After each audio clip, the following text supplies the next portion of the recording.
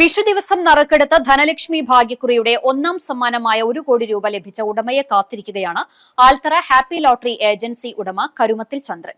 ഗോവിന്ദപുരം അമ്പലനടയിലാണ് ചന്ദ്രന്റെ ലോട്ടറി വിൽപ്പന. അമ്പലനടയിൽ ആലിൻചുവട്ടിലാണ് ചന്ദ്രന്റെ ലോട്ടറി വിൽപ്പന. ലോട്ടറി എടുക്കാൻ എത്തുന്നവരോട് കഴിഞ്ഞ ദിവസം എടുത്ത ടിക്കറ്റെല്ലാം നോക്കിയോ എന്ന് കുശലാന്വേഷണത്തിനൊപ്പം ചോദിച്ചുകൊണ്ടിരിക്കുകയാണ് ചന്ദ്രൻ. അങ്ങനെയെങ്കിലും ഭാഗ്യശാലിയെ കണ്ടെത്താമല്ലോ എന്ന് കരുതി.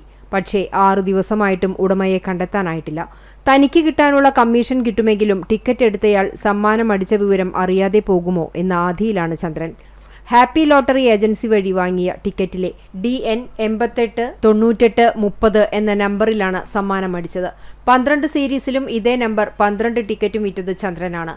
സീരീസ് മാറിയതിനാൽ ഒന്നാം സമ്മാനം നഷ്ടപ്പെട്ട 8 പേർ സമാശ്വാസ സമ്മാനത്തുക വാങ്ങാനെത്തിയിരുന്നു.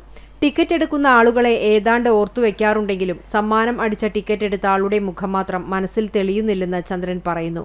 ലോട്ടറി തട്ടിന് മുന്നിൽ സമ്മാനാർഹമായ ടിക്കറ്റിന്റെ നമ്പർ വലുതാക്കി എഴുതി വെച്ചിട്ടുണ്ട്. സമീപത്തെ ബാങ്കുകളിൽ അന്വേഷിച്ചെങ്കിലും ഭാഗ്യവാൻ എത്തിയില്ലെന്നാണ് വിവരം. പുലർച്ചെ 5 മണിക്ക് അമ്പലനടയിൽ ചന്ദ്രൻ ലോട്ടറി വിൽപ്പന തുടങ്ങും. കടം വാങ്ങിയാണ് ലോട്ടറി എടുത്തിരുന്നത്. കമ്മീഷൻ കിട്ടിയാൽ കടം വീട്ടി സ്വന്തമായി കച്ചവടം നടത്തണം എന്നാണ് ആഗ്രഹം.